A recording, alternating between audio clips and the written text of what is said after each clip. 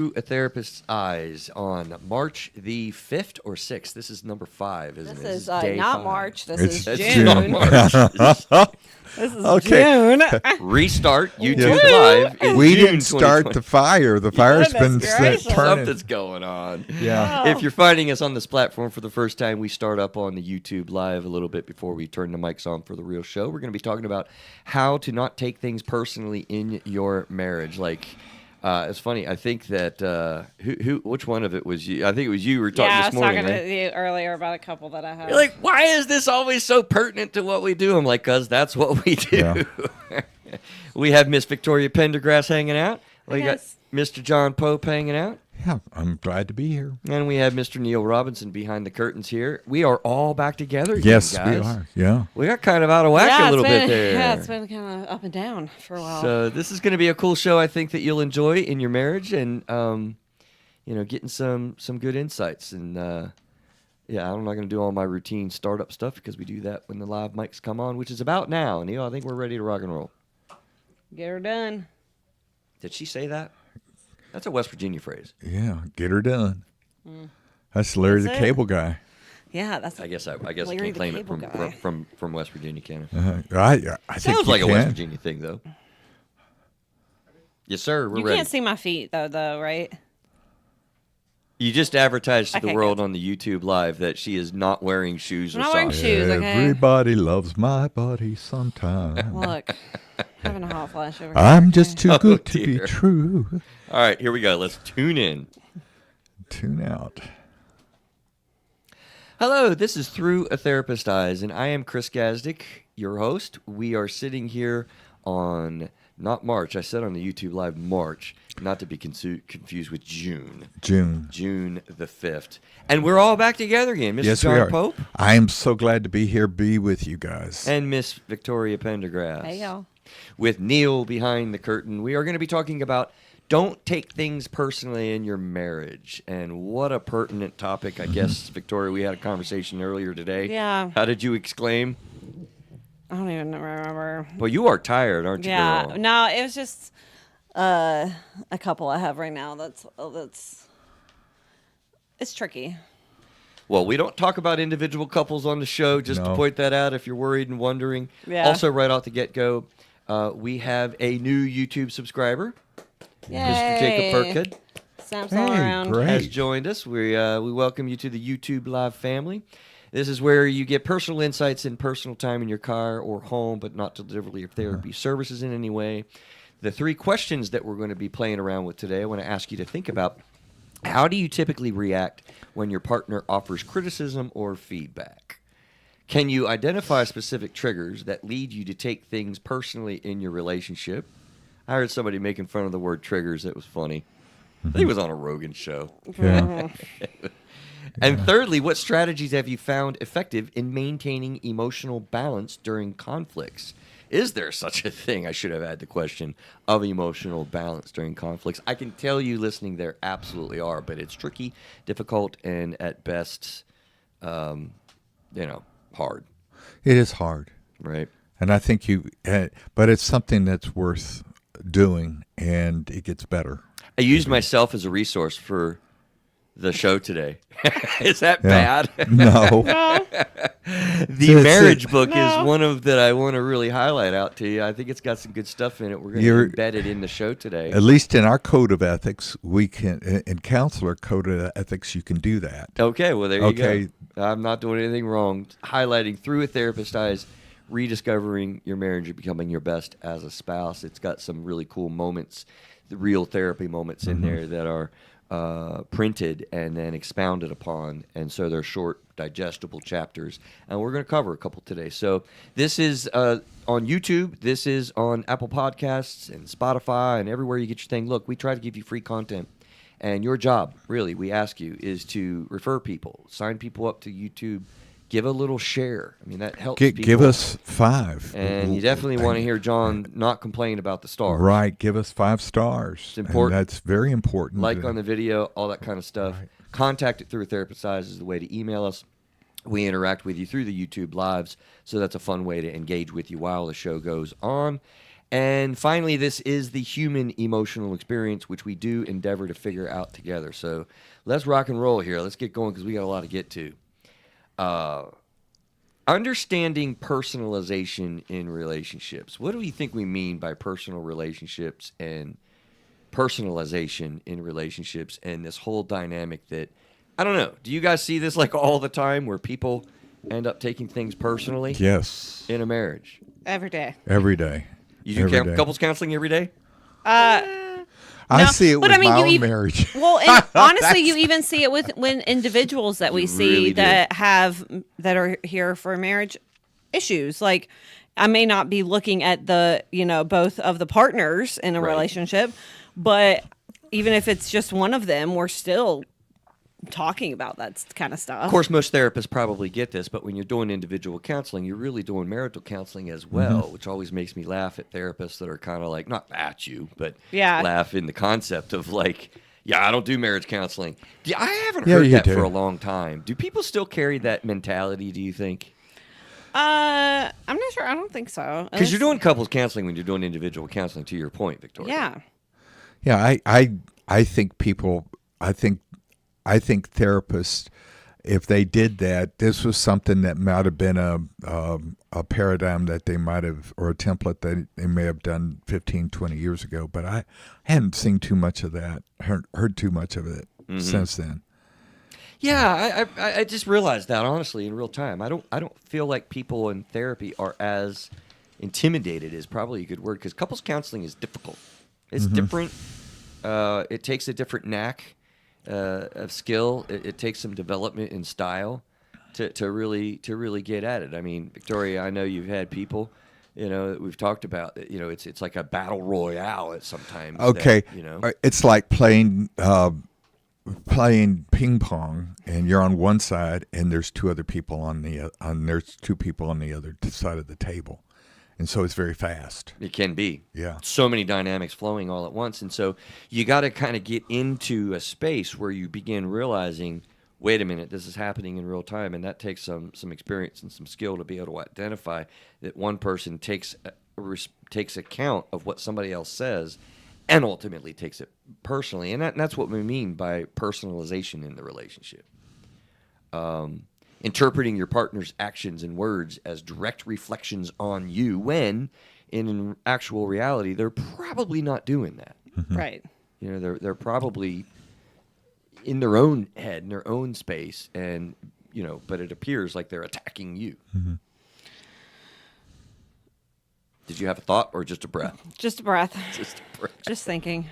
Okay.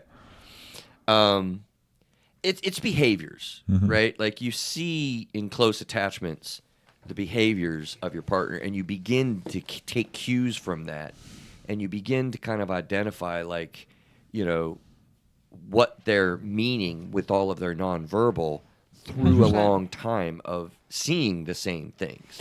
And that's how it can be super fast, triggers, Right. right? Well, and I think one thing that I talk a lot with my couples and individuals that I work with is that crap takes time. Like, I have people who come to me, and y'all might disagree, but I have people who come to me who, been together for like 16, 20 years or something. And they're still kind of like, there's still things about their partner that they don't like fully understand, or they're assuming. And I was trying to talk with them of like, we change. Like, sometimes, yeah, I mean, maybe once you've been married like 50 plus years, you can assume things about your partner that you don't necessarily have to ask about or whatever. But like, I just found know? out something about my wife in her childhood that I didn't know about, and she just brought it up, and that y'all was been together how long now? 43 years, Right. and I've known her for 47 years. Right. Yeah. So it's possible, if you're paying attention, that you miss things and learn new things, particularly even if you've been together for 27 years or 20 Whatever, years plus yeah. or whatever, because people are realizing new things about themselves all the time as well. It's not like they're hiding things, but It's that's a great relevant. example. Yeah, it's like it's revelatory. I mean, it's that aha. You may have actually, she may have, or I may have said something, or she said something before, but I didn't pick up on it and didn't dig, and so that it comes to you, and it's a fresh revelation, a fresh thought, and a perspective, and I say, oh. And what's interesting about that, John, to get at how this works, maybe even you've seen this where, that happens. It's a new revelation. You just described it as a wonderful moment.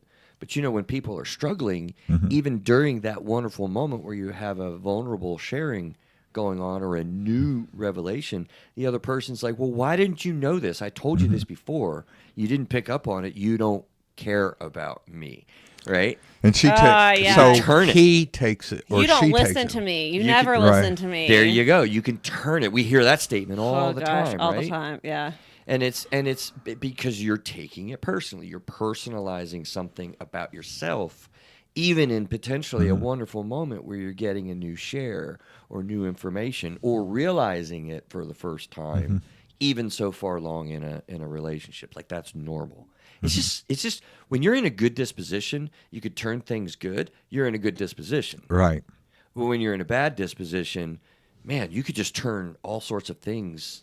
And how do negatives. you do that so it doesn't get to you, so you don't fall into that trap where you get enmeshed Right. and you get conflicted? And how do you step back from that? What does your text say? We got a Yeah. whole segment, and we need to kind of get into, like, really what do you do to avoid this very natural and painful trap that you get into. Very chronic, very natural, very painful trap when you begin to take things personally. Yeah, because all you're going to do is you're inevitably going to repeat and do the same thing over and Spin. over again, because Spin what and happens, spin. your emotions, your set behaviors start to kick back in, and so you're not actually experiencing the moment of this growth moment. Yeah, and I mean, I'm sure I'm not going to be able to hold myself back. I'm going to have to mention Gottman and EFT and whatnot. Yeah. Oh, of But course. these processes go along those lines a lot of times, the abandonment and the engulfment. And we have episode 11, 101, 201, 301, and guess what 401 will be?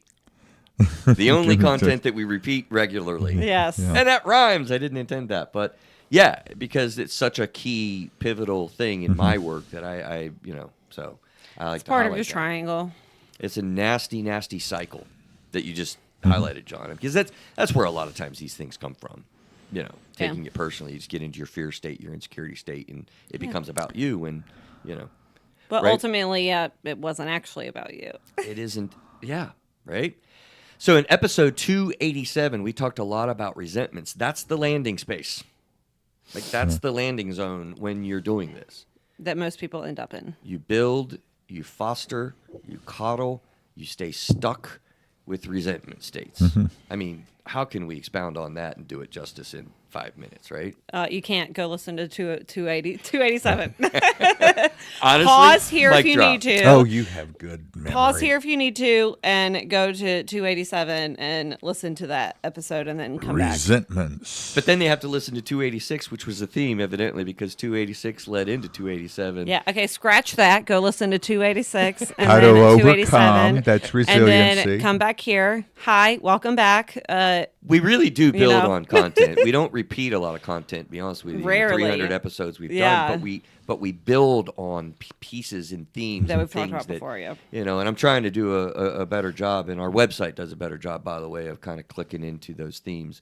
But, how to overcome resiliency with Zay Gratzley. I don't know who participated, John and Neil. I think that was just you, me, and Neil, or you, me, and Yeah, Jen I wasn't Zay. involved in it. Yeah. It wasn't it was either Adam? one of us. Okay. Oh, it was. That's right.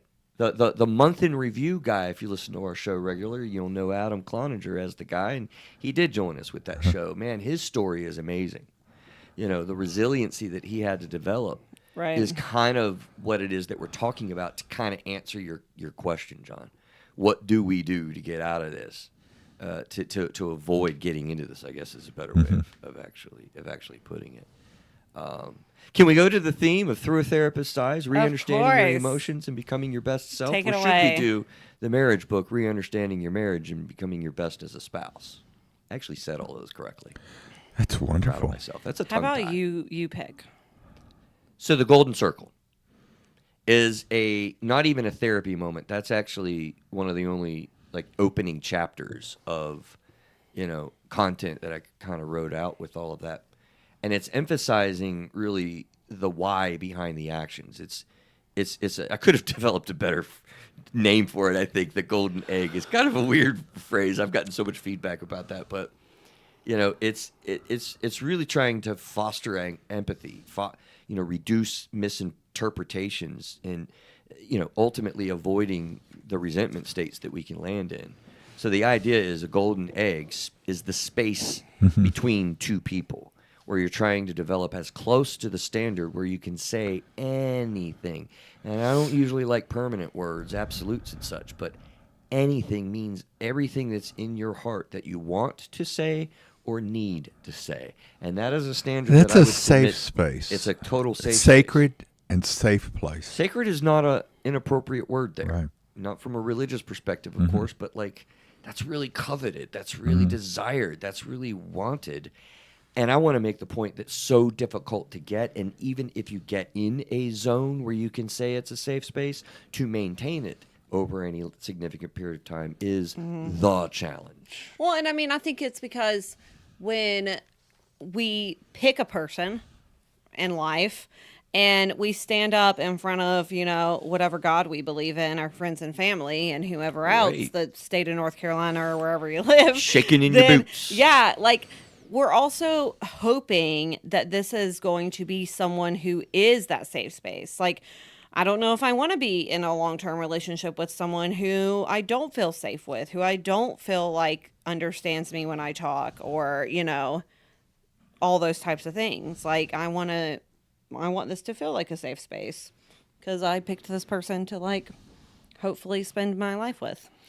And I guess, Victoria, yeah, absolutely. How I mean, you can think of it personally or professionally. Like, how do you develop that? How do you get that really going? How do you create and foster? I mean, it's almost too simple to say it is just a safe space because there's so much more in that. Oh, yeah. It's a trusting space, a safe space. It's a golden space. It's a sacred, space of depth. a depthy space. Absolutely. Yeah. In other words, there's a richness to it. There's also simplicity, and yet it's like Doctor Who referenced the TARDIS. Right. It doesn't look really big, but you go in there and it's it's infinite, huge. infinite Yeah. space. Yeah. Yeah. And that's what we're trying to create together. And to your point, Victoria, like right from the get-go, isn't that what people are desiring? Isn't Yeah. that what is stabilizing? This is why it is a pillar of most all human civilizations. Some form of permanent, committed relationship that you engage in. Like, to stabilize your life, and it's serving your partner and your partner serving you, and it's just awesome when you see people. It almost emanates from their spirit when Yeah. you're in that. But the opposite is true when you're not in that and you're in something that hurts. That emanates just as much. Yeah. 100%.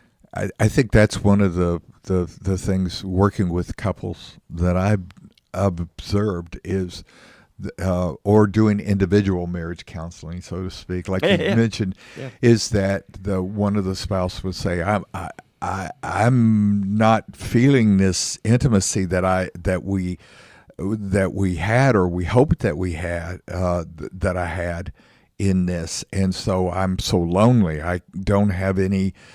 It's like just being a roommate with someone, and I could be roommates with anyone. I want to have that intimacy. Right. So I love how we say the word intimacy and people immediately go to sex, which has just always tripped me out. Like, why do we do that? Because it's so much more. It's so much more than. I mean, yes, than sex just is a that. part of it. Don't get me Right. wrong. I mean, yeah, but it's not the only part of it. And it's actually such a small part of, Yeah. like, really what you just described, the depth. That the goes depth, there. yeah. So much deeper than that. I'm going to do a rare thing that I don't usually do, but I'm actually going to give you an idea of the actual chapter, if I may. Yes. Chapter 3. Yes, you may. Of course, All right. you may. And you're not compelling people to buy your book, but you're asking them to listen. Absolutely. Okay. And buying would be okay too. You said I can do that, says the Yes, you ethics. can.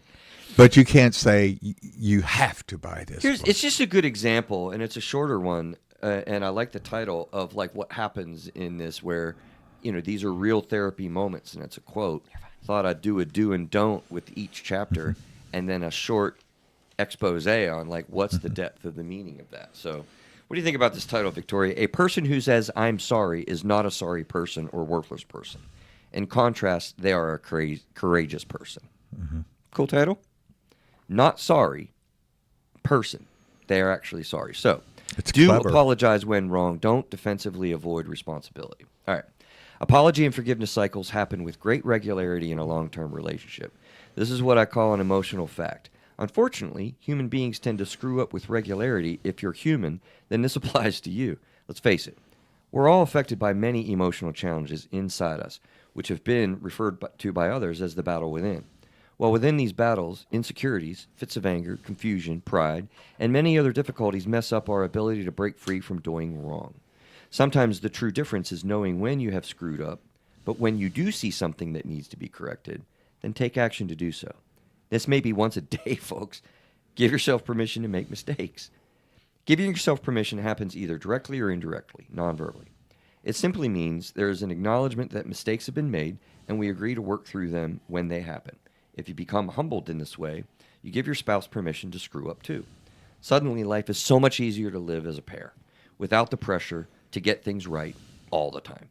It's natural to feel like a lesser person, shameful or worthless when we mess up, but living a life trying to be perfect is draining. Perfection is impossible. When we fall into this trap, we set ourselves up for trouble. Don't get me wrong, it's a hard thing to try to do good, but when we fail, that needs to be okay. Defensiveness, though normal, can debilitate your relationship to move forward or through a hard time. Your spouse will confront you about something. Listen to their complaint or concern. And remember that you have to set up permission in the relationship to mess up. Hopefully you've made it for each other, not just for yourself. Defending your action inadvertently blames your spouse or your behavior and has a tendency to shut them down. Defensiveness is dangerous because it debilitates growth. When listening to what your spouse has to say and considering their experience, you should immediately encourage more discussion. Often, within the ensuing discussion, you may find they just took something the wrong way, and neither of you knew, taking things personally. Or you may find that more relational and emotional intimacy as you become honest with each other, to your point, John. And offering an apology seems simple, but often we don't know how to do it correctly or perfectly. I believe there are many ways to offer an apology, and in any form, I would suggest this is a win. The most important fact of an apology, which I want to highlight to be genuine, is in your offering. I want to refer you to another resource that will help you understand how you find your spouse interpret an apology by being legitimate. Gary Chapman's, known for the 5 love languages, also wrote a book, The 5 Languages of Apology, How to Experience Healing in Your Relationships. This book will give you guidance on how you and your spouse communicate an apology. Saying the words, "I am sorry," might be all your spouse needs, but it might also be productive and beneficial to use some other languages because those 3 words might mean very little to your spouse. Your spouse might be looking for an action step to make the wrong right in some way. Mr. Chapman gives 5 different ways to communicate. I screwed up, and I want to make it right. From "I am sorry" at times when I have really screwed up, which again has been often. I've attempted to communicate my regret with all 5 apology languages, leaving no options unused. I want to point out that an apology and forgiveness cycle are not necessarily connected, nor do they have to operate in any order. When you are letting go of anger towards your spouse, forgiveness defined, you don't need to wait for an apology. It's also true that just because you apologize, your spouse may not be in an emotional place to forgive just yet. Don't wait around for your spouse to take action first. Just take the action you should take and restore trust and discuss the matter. It takes courage to do this, I know. Courage is facing something you might be afraid to engage in. Courageous people acknowledge their faults and take responsibility for them. So do courageously apologize often, and don't let feelings, especially defensiveness, get in the way of this process. I guess it's not as short as I often think I get. No, I that's think it was wonderful. very enlightening. Yeah, exactly, and it gave us a break. I'm joking. Or, one of the things I was thinking of, you spurred a lot of imagery in my brain, and I think, cool. and so I was thinking about the readiness and willingness to apologize and really mean it, Yeah. and Genuine. authentic. And there was this movie, there was a book, a novel by Eric Siegel, I think. It was called Love Story back in 1970. And one of the sayings was, love is never having to say you're sorry. Boo. Yes. That's terrible. Yeah. That was very much and I think Al Gore said that it was based on him because he was at Harvard or Yale or wherever during that time. But that's neither here nor there. But that was what his philosophy was, not Al Gore's, but Eric Siegel's philosophy. And, that doesn't sustain you. It sure doesn't. It also doesn't sustain with a silly little statement, never go to bed angry. I always found that to be a little bit unrealistic as well. Like, there's so much depth in our experiences. Yeah. I hope I didn't interrupt you. No, you're doing fine on that with me. I was just it just seems to me that we tend to be very self-centered when it comes to demanding apologies. That's the point. Yeah. That's a powerful point and valuable to understand in something as simple as an apology forgiveness cycle that I went in and described. We end up taking it personally, Right? We And expecting it to be perfect because we're progress. We're works in progress. Yeah. So we do our best, and so you have that yolk, that egg, the golden egg. Where you can actually develop that abundance of forgiveness and goodwill. Grace is also a part of that. Yeah. Right? Be graceful. And that doesn't mean, again, we take it personally. Oh my God, that means I need to be graceful and fluid with my process. No, it means you offer an acceptance of the other person regardless of how messy this is, regardless of how much they're floundering. And, God, like when I'm in that, I can feel the emotions just tight in my chest and just scrambling my frontal cortex, my executive function to be formal with it. It gets all tottered and tattered. And I mean, I'm trying, but dang, man. Yeah. How many times you hear in couples counseling, Victoria, I don't know what to say. Yesterday. Yeah. Earlier today. Probably tomorrow. Yeah. Like, and that's the thing is like what I see in a lot of couples or individuals that I see for like relationship issues is like, I'm not sure how to communicate it. I'm not sure how to, put into words what I'm feeling. I'm not, all those types of variations. And because a lot of times that's why they're sitting on our couches in the first place. Right. Or in our chairs in our offices. And like it's definitely something that pops up a lot of like, okay, but like this is kind of what I want to say or this is the point I want to make. But then how do I do that appropriately in the right way, blah, blah, blah. So this another chapter is 17. Learn a concept called intentional trust. Do understand intentional trust. Don't win the argument. There's so many intricate ways that we're interacting, in such a close relationship that these are the day-to-day applications. How do you take things personally? You might actually be listening thinking, well, I'm good about that. I don't care. I don't have feelings. I don't take things personally, whatever she wants to do. Yeah, right. Oh, yeah, such a BS. You should see John's facial expression on the YouTube live there, man. Yeah. Oh, man. Oh, man. Yeah, but people will say that. People will say that. You've heard that too, right? Yeah. Well, and I think that a lot of times in relationships, people think it has to be a tit for tat. Like, this happened to, like... And that's because we take it personally. We're like, oh, they meant to do this to me, so I need to do something. Like, well, you did this to me, so I'm going to do it back to you. And I'm going to have an affair because my spouse had an affair, my partner had an affair, and now I'm going to have an affair. Oh, and the carnage, John. Yeah. The carnage that comes from that. Yeah. It's sort of it's again I use the word self-centered. It's self-worship. It's not being able to. If you could be secure enough in yourself to be able to say, I don't have to make it about me. It's not always about me.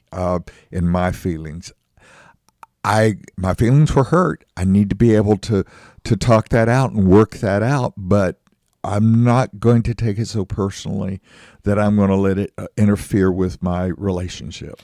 And to go back a little bit in time, 15 minutes ago, realize what you're talking about is internal resiliency. Right. Internal processing. And we so much like to externalize that. And here's a big word, Victoria: blame. Such the a other. big word. Yeah. Blame the other. Yeah. Right? Yeah. Well, because most of the time we feel like we have to have someone or something to blame for something, like for something You made that me feel this way. Yeah. I abhor that statement, That's John. right. Right? You abhor it, yeah. Anyone that's my client right now probably is rolling their eyes because I drill into the ground I statements. They're huge. Like I feel alone when you don't answer my calls, instead of you make me feel so alone because you don't. The whole message is turned on its head. That's why it's a classic, counseling 101 kind Right. of thing. When you say I feel or I think I'm alone, or when you're not interacting with me, you're actually inviting them to come in. Well, yeah, and I mean, you're also say taking ownership of the feelings that you're having. And when you say you make me feel this way, that You're says pushing them out. you're pushing them away. You're right. Yeah. You really are. And this goes to the heart of where the emotionally focused cycles operate, because you are operating in the way of withdrawing, pulling back, shutting down, creating space, or pushing in, pursuing, forcing probably is a better way of saying, into another person's space because you want to be close. The engulfment people withdraw, the pursuing people are operating from abandonment. Engulfment, if you think of the insecurity, engulfed by flames, engulfed by water. I always throw that in because it's a weirder one. People know what abandonment is. But when you're in that space, that is quintessentially taking it personally. Right. Right to the core. You're triggering my terror for being disrespected or being alone, and I'm interpreting your behavior in all sorts of ways when I'm in my abandonment stance, or I'm interpreting your behavior as running me over, trying to control me, telling me what to do and suffocating me. It almost doesn't matter what the other person does at that point. No, you're I wasn't trained in Gottman, but you have taught me so much. Oh wow, that's humbling. Yeah, well, it's true. It's Okay, true. fair enough. Okay, and We've learned together. Yeah, we have.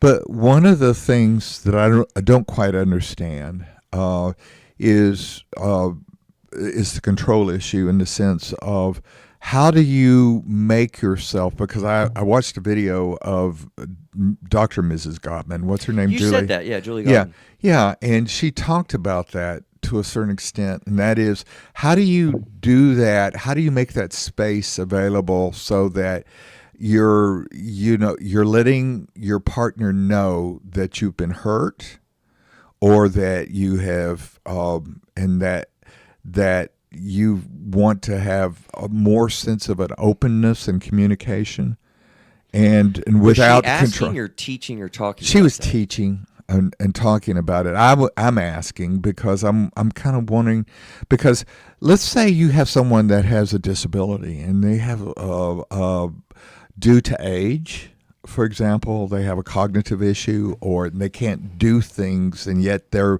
reacting very angrily. And how do you do this? And yet you also want to be able to protect that person.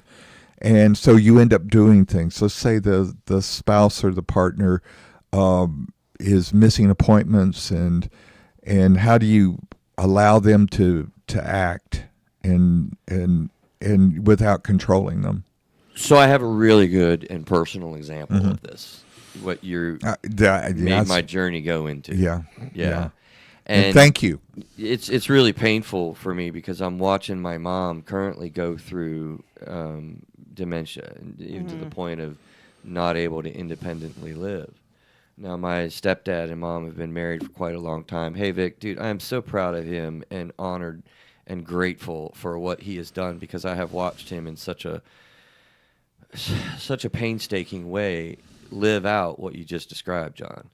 You know, I mean, she's literally in a dementia state and getting violent and delusional and not realizing who he is, feeling like he's a strange man, and kind of making him leave the house. And dude, I don't know how he has gotten into a space where he hasn't taken it personally. And I almost don't think it's possible, John, because you're literally being hit or, you know, criticized and with somebody who's got a major medical change. But and even if you know that and you understand it, you still gets to you. It's impossible almost, because you're human, because your emotional system kicks in. It's an automatic process.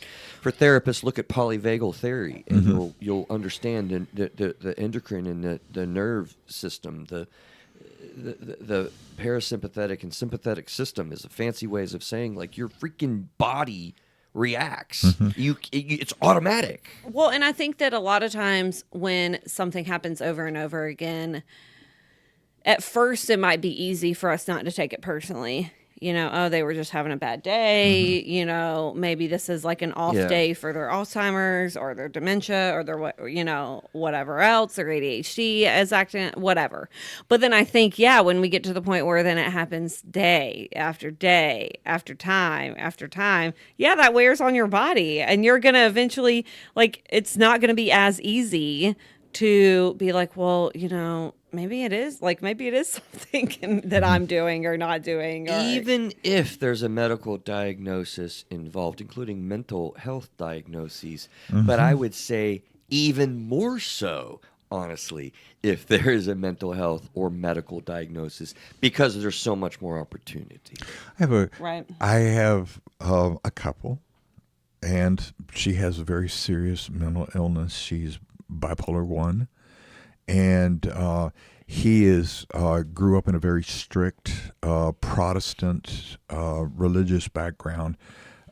Thinks that, and part of their stress after 20-some years of marriage is that he's still kind of in that rigid state of not being able. Well, she should be better. She should not have this. Right, we don't want to do Where's the the growth, John? Yeah. Why do I have to put up with this longer? Yeah. You know, it's egocentric. Right. And so he's having to struggle with that. So he's been on a growth edge as well. And she has, on her own way, of being able to accept herself, because she didn't want to be this way. It's not her. It's not her choice. And so they're in this marriage where they're both having to kind of be in a crucible. So the golden egg is also the crucible where you need a catalyst, and the catalyst was hospitalization on her part, being hospitalized, and him having to come to terms and saying, this is not the perfect world that I had engaged in, and I wanted control. He's having to renegotiate. He's having to change. But like renegotiate with himself. Right. Right. About the thoughts that he was having. Internal. Yes. It's internal. It's not. You went internal external. before. It's exactly right. It's an internal dialogue, monologue, or whatever. And I know it sounds cliche, and I say this my clients know I say it all the time. I know it sounds cliche, but that's where like communication really is key. Like we have to talk about things. And I use the like simple example that I use all the time in therapy is like, okay, if I am going to Chick-fil-A for dinner after picking my kid up from school, like, yes, usually I know what my husband is going to want. He's probably going to want a spicy chicken sandwich combo with fries and a Coke or something. But like, Josh. But I'm still going to probably text him and be like, hey, I'm stopping by Chick-fil-A. Do you want your usual or do you want something else? Like, you know, it's even something small, but like I'm not. Well, you're actually showing affection and caring and wanting his input. Yeah.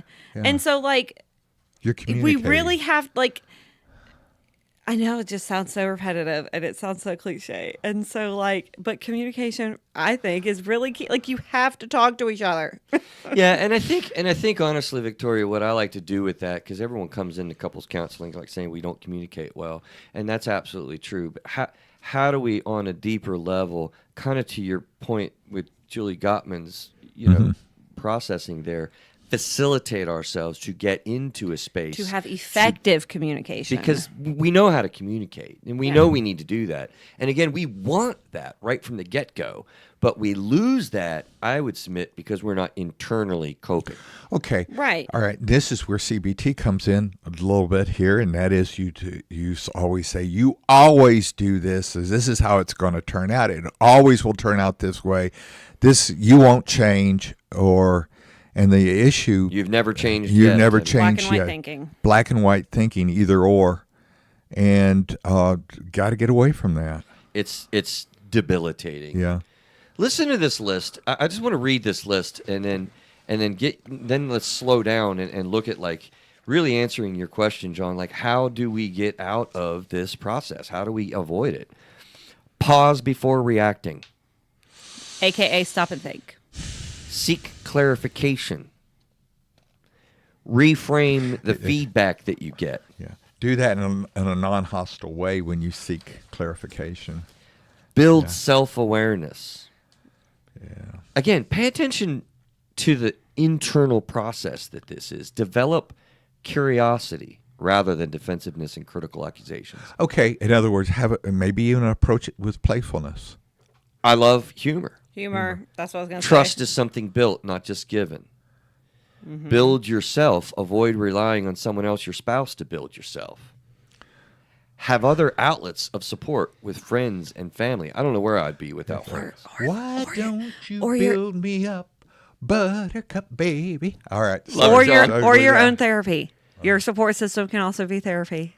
Develop internal resiliency, we said. The serenity prayer. Grant me the serenity to accept the things I can, the courage to change the things that I can, and the wisdom to know the difference.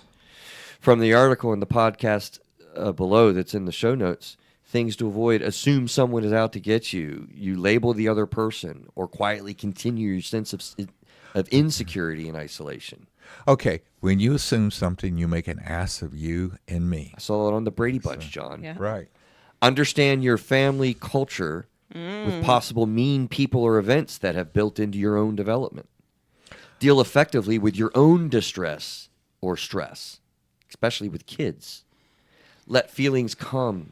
Let feelings go. They can actually lie to us. That's just a brainstorming Snaps list that for I that. went with, right? There's a lot in there, I think. And so let's slow down and see, like, what do you see from that? How do you experience that? I mean, how does that go in answering some of the point, John, of what do we do to avoid this nasty, painful space? I think part of it is one of which is false illusions. When people get together, or he'll change or she'll change if I work hard enough, and then reflect on family culture. People don't take time to think about their family of origin. I think that's one reason why people should have premarital or pre-couples, partner counseling. And not just 3 sessions, Not just Not three just 3 sessions. sessions. No, maybe a year. a year What? and work. Yes, and it's What? not Yeah. so that you Or build our even- portfolio. I mean, I think that's one of the most costly things is that people, when they break up. I mean, it's costly economically, it's costly socially, it's costly for children. I'm sorry. No, you're fine. I don't want to interrupt you.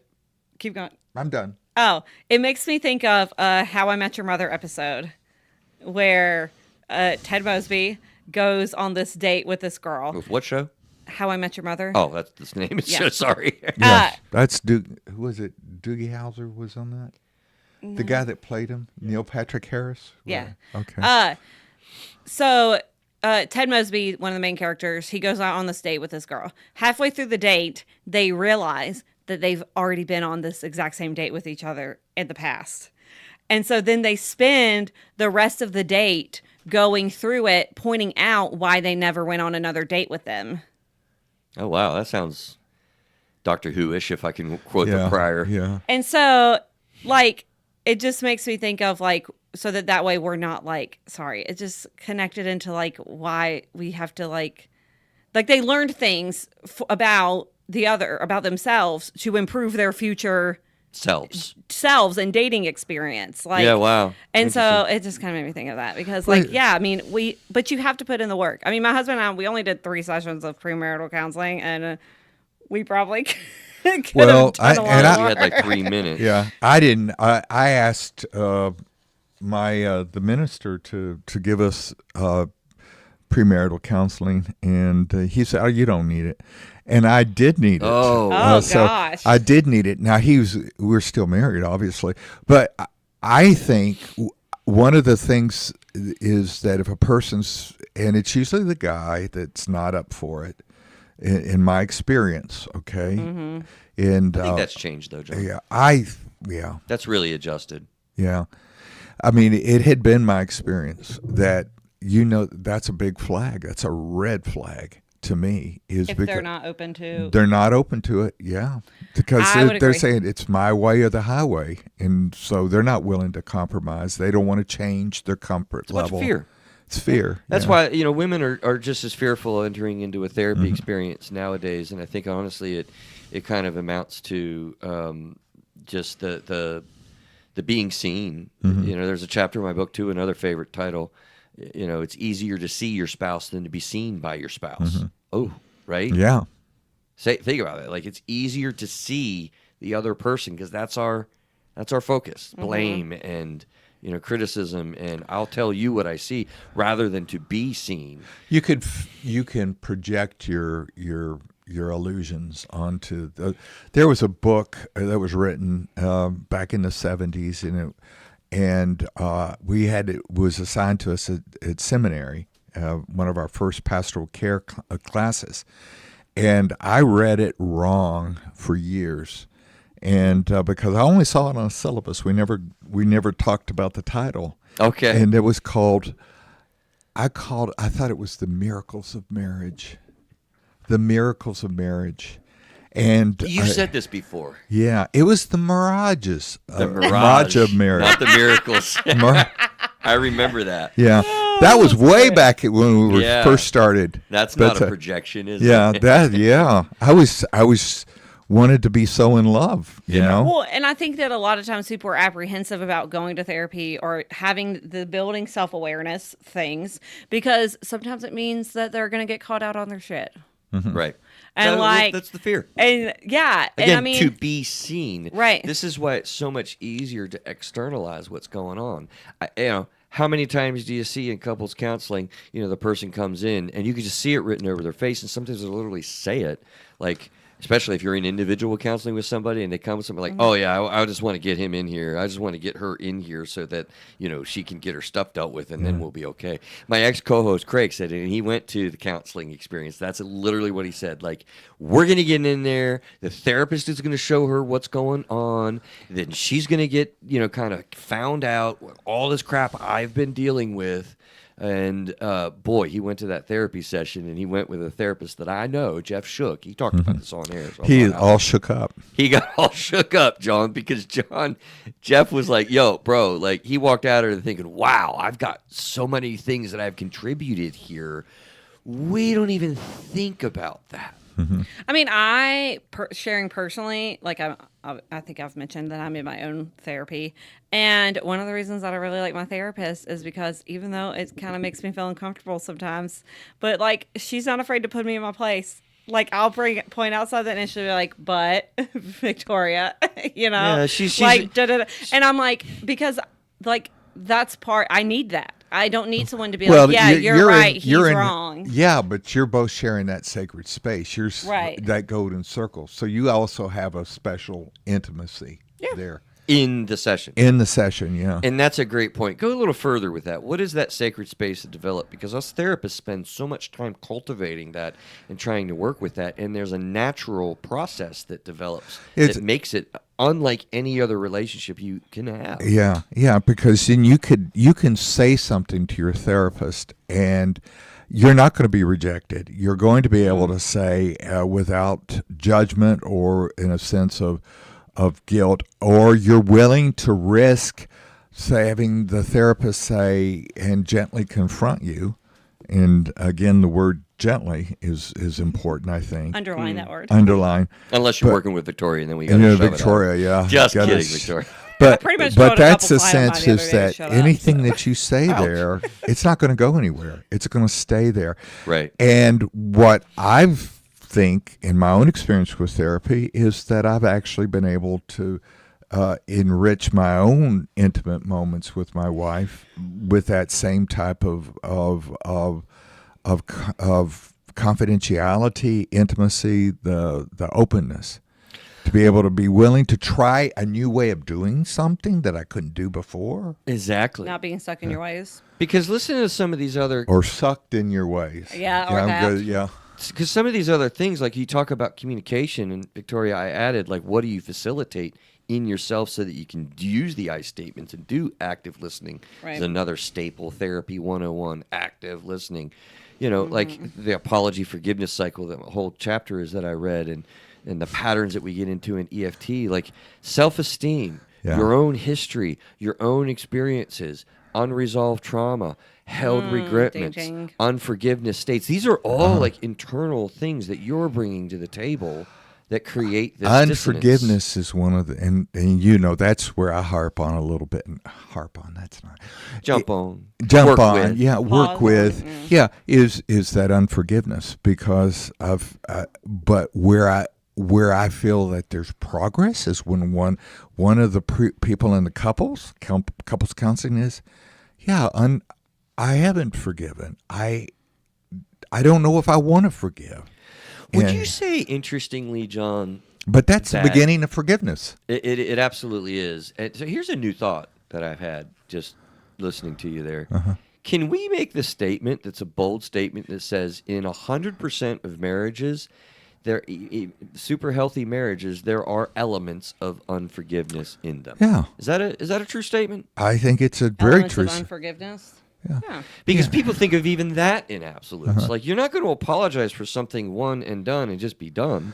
You process this. It's a pulling, peeling the onion a little bit, elements of it. And there's something, sometimes my wife will bring up something from 30 years ago, and then, I don't do that. Yeah, I do. I do too. And so we have to go through that process again and say, did we really forgive at that point? Yeah. But there was another element, and there was another wound that we had to look at and explore and ask for forgiveness for. Because if you're with somebody for 40 years, like I've been, we've had plenty, wonderful time, 3 wonderful children, grandchildren, all that. But at the same time, we've hurt each other, and there's been other opportunities. And so you have to re-examine it and go back, not rehashing the same old, but to find a different aspect of forgiveness that you can grow on. And usually you're going to be able to do that if you stay inside your own self. Yes. It's been a bit repetitive. No, you need to repeat that. that. I think You it need needs to be repeat it. repeated, yeah. Right? Because it's so natural to not do that. It's so natural to look at my spouse over there and say oh my gosh, if you would just freaking do the basics, we'll be better. Yeah, it's just so blatant. Isn't it interesting? And I'm making a cultural comment. Okay, and is that we worship celebrity so much. For sure. And a lot of times they're actors and actresses, and part of the problem. And I love actors and actresses. I used to do theater and all of that. But there's a sense sometimes they don't know who they are. That's why they're so good at what they're doing. And sometimes. And so there's they become. Or they're unsure about what and who they are. Yeah. But we look at them as role models. Right. Right. And maybe we ought to look at some people that aren't so glamorous but have very stable relationships. And you're glamorous, but there's a lot of celebrities out there that are married to average Joe people that aren't in the spotlight. Like, But you don't hear about them. Yep. Huh? You don't hear about them as much. Right. Because they're more like, because they're keep it to themselves. Well, Tom Hanks, for example. Yeah. Yeah. And Rita the same I Wilson. think of like time, Dolly though- Parton and her husband. At the same time, though, there is inherent danger in it. I know you guys aren't talking about this, but we live in such, at least in the States, and I think that around the world, that's pretty common culturally, where we compare ourselves to others and diminish ourselves in that, at leaving us feeling Yes. inadequate, not enough, faulty, failing, struggling, because we don't have that we're looking towards, even with a healthy model. Right. So I think there's a balance with that for sure, that you got to be careful, but you still need models. Yeah. Well, Yeah. You can do that even in very successful churches that have religious couples, and where the pastor and the wife or spouse, usually it's the spouse, and so that you want to model yourself after them, but they have also issues. That's the thing, John. I think it's so hard to, because you said that, and I'm thinking, like, dude, I know pastors have horrible relationships a lot of times. You know, therapists, we have horrible relationships a lot. Please don't put me on a pedestal. Hell Yeah. no, don't do that. Don't do that, because you don't know the space that any other person is in. Yeah. You really don't know the struggles, and I'm telling you, we all. That's why I said earlier. I was listening to you. I was like, can we say 100% of the time there are elements of unforgiveness in a And you could say relationship? that 100% of the time, and yet you could also have a good marriage. Right. A A successful, long-lasting marriage. excellent, Yeah. long-lasting marriage, Right. because it's always a process. It's always Dance. yeah. You're working on a journey together, and that you all might even have different viewpoints of what that goal is, but you're on that journey together.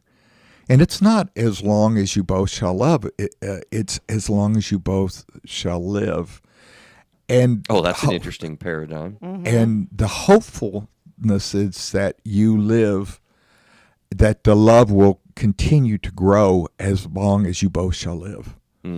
But if you just say, there are times when I love my wife Joy and I love her with all my heart and all my soul, but there's sometimes Where you don't like her. when she doesn't find me to be a very loving person, and she's not going anywhere. Right. And so But there's a grace. There's a Yeah. grace. Yeah. There's a grace that's offered. And, you know, honestly, to stay with that theme, you know, when we say grace, you know, we also are referring to giving yourself the grace. Yes. Right? It isn't just something that you offer somebody else. It's just all of the imperfections, all of the patterns, all of the things that you realize you have to It's what, address. yeah. And we kind of think, well, there's a transaction. It's got to be a transaction.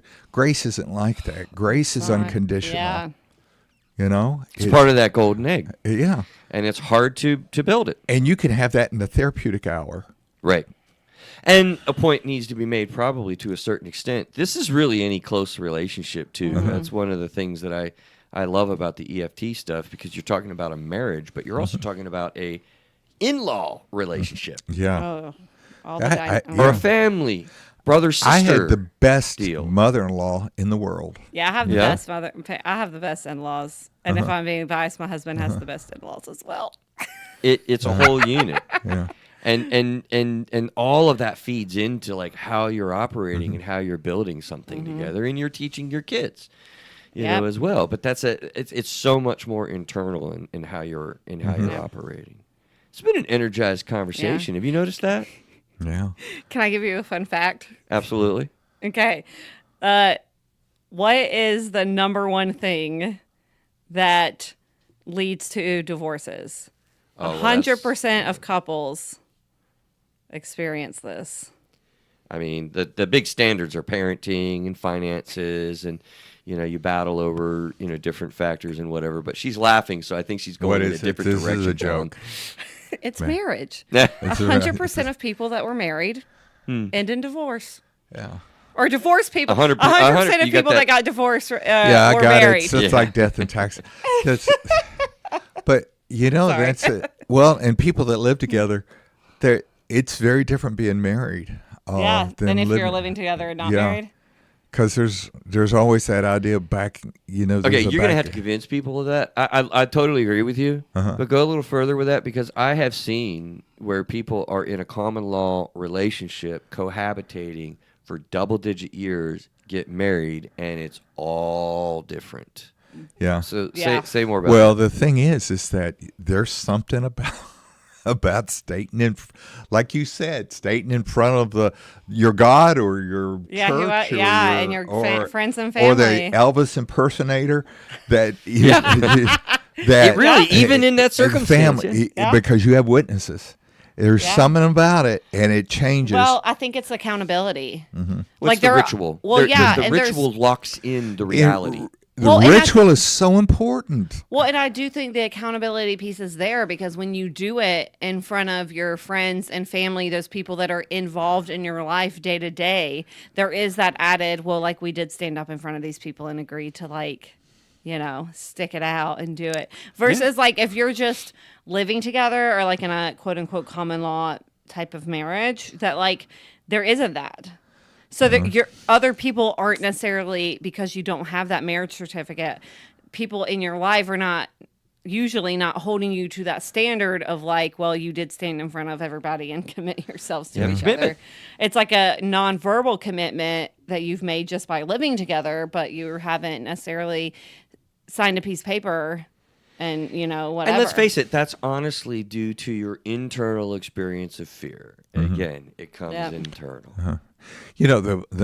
My experience has been the most fearful people in a marriage or a relationship or partnership has been a person who says, well, I'm the man of the house and she has to do what I want her to do, and I can do what I want. And so that is again controlling. That is a red flag. Oh, it's a huge red flag. Yeah. Mm-hmm.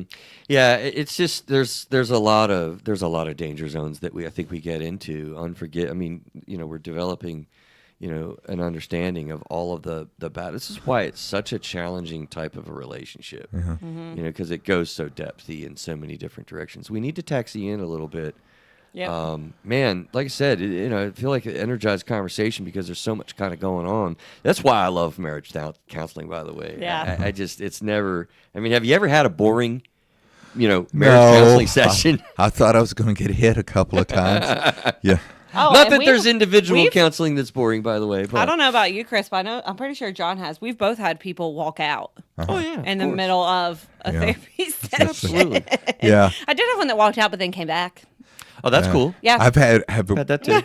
I had one. Well, see, that was in that case, it was more the female that was having the walking out as opposed to the male. I don't know if I've ever had a female walk out. Yeah. Well, In my actually, that's case, a lie. I did have a same-sex couple, and one. I've gotten one to where I walked try out, to but- de-escalate things, much more than I used to. Yeah. Knowing and anticipating, like when the temperatures start rising, is a de-escalation window. But I'll never forget, Victoria, early on in my career. I know I've told you about this before. I think where the dude just wanted to do therapy. He wanted to get in there, and he got his wife in there, and he started doing something. 15 minutes in, and she just bolts was out there. He's like, "This was really great. This was good, man. I'm really glad we're here. Do you think maybe next time you'll be able to get her Keep to her stay in in the room?" Is that what he said? It's just like, man, You're like slapped to the face. Whoa, wake up call there. it was one of those moments where I was speechless, and y'all know that doesn't happen very often. Yeah. Yeah. So, Yeah. what do we do in wrapping up? Closing thoughts, comments? I think we have a good list that we developed and talked about it with sure. internal characteristics, in that process of facilitating. And your so the own show notes self. will be available, so other people can get For sure. those. Yeah. For sure. I'm going to wrap it up. You want to go first? Yeah. All right, we got I'm gonna- the shrink wrap up where each panelist tries to summarize and engage a theme or a concept or a description on the show and kind of your takeaway moments. John is first in our little friendly competition that Neil judges.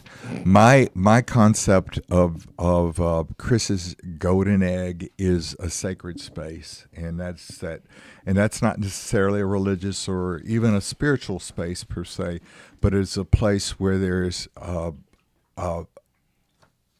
striving for honesty, transparency, authenticity, and that where two people or three people in counseling, for example, can absolutely know that there's no judgment. Love that. Can I go second? Fine. No? Okay, go, Victoria. No, I mean, I really don't know what I'm going to say yet. So, yes, you can literally go. Giving you extra minutes. I'm going to do the shrink wrap up by saying, look, my hope is that what comes out of this conversation is hope. Hope is my theme. Hope is my idea, because the pain that people get into when you're losing the primary relationship in your life is the greatest pain I think people get into in so many ways. But this is a hopeful conversation because the ability to influence the internal process of yourself and engaging in more healthy and productive and self-resilient ways enables you to have what we all want, which is a stable, functioning relationship that supports you and each other in that. That's hopeful. Good job. I just want to point out that y'all are going way longer than a couple sentences, but that's okay. I kind of want to piggyback off of something that John said earlier, and that is that it is totally doable and possible to have a long-term, successful, happy marriage, but you don't have to be perfect in order to do that. So focusing on like doing the self-awareness, doing your part to make sure that we're not taking things too personally when in a marriage or in a long-standing relationship. And and that there's hope within that too, that like it can be done. You just have to be willing to put in the work to do it. That's more than a couple of sentences, and I felt Shut up. those were very good. Thank you. Very good. I think so. Yeah, she did it. She did it. All right, hands down, it's Victoria. I honestly, because I was looking at it, listening to John Golden Egg, blah, blah. Chris got closer because of this topic. I mean, this is about you taking things personal, and I think Victoria hit it in the head. It's really about your control through the whole situation. So, honestly, Victoria, I think yours encompassed the show the best, personally. John's great, Chris great, but Victoria just hit on the head. I think that you have to have... See, I set her up for greatness. Thank you. You did. Yeah. You really did. I don't know if you saw on the YouTube live, I was pointing to Victoria because I was like, yeah, that's the bomb. You banged it. That's for, Yeah, you that's can for do it. sure. I mean, it's a wonderful topic, guys. I hope that you've gotten some Yeah, I hope. I hope enjoyed you've this gotten one. some Yeah. character inside development and avoiding, as Victoria said, using the title. Don't take things personally. It gets to a bad spot, usually about resentment. So stay well, be well. We will see you all next week. Bye, y'all.